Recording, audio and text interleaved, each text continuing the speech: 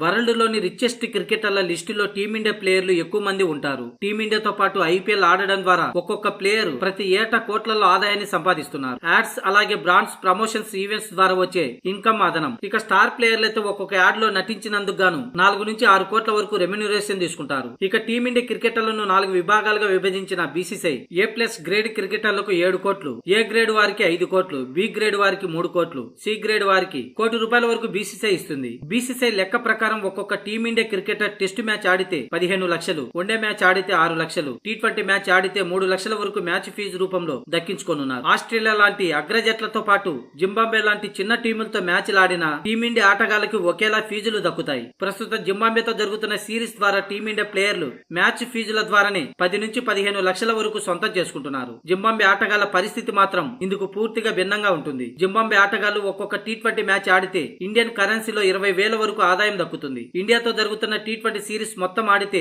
ఒక్కొక్క ప్లేయర్ కు ₹1,00,000 వస్తుంది. ఇక జింబాబ్వే సీనియర్ ప్లేయర్లకు ఓ 5,000 ఎక్స్ట్రా వస్తుంది. అంతే తప్ప 20 నుంచి 25,000కు మించి ఉండదు ఒక్కొక్క మ్యాచ్ లో ఆటగాళ్లకి. అలాగే ఇండియాలో రంజీ మ్యాచ్లు ఆడే క్రికెటర్లు ఒక్కొక్క మ్యాచ్ ద్వారా 40 నుంచి 60,000 వరకు ఫీజుల రూపంలో అందుకుంటారు. వారికంటే కూడా జింబాబ్వే ఆటగాళ్ల మ్యాచ్ ఫీజు సగానికి సగం తక్కువనే చెప్పాలి. కాగా 5 మ్యాచ్ల టీ20 సిరీస్ లో భాగంగా ఇప్పటికే టీమిండియా 2-1తో ముందంజలో ఉంది. ఇక రేపు 13వ తేదీన ఇరు జట్ల మధ్య 4వ మ్యాచ్ జరగనుంది. ఈ మ్యాచ్ లో టీమిండియా గెలిస్తే సిరీస్ వశం అవుతుంది. ఒకవేళ జింబాబ్వే గెలిస్తే అప్పుడు చివరి మ్యాచ్ సిరీస్ డిసైడర్ గా మారుతుంది.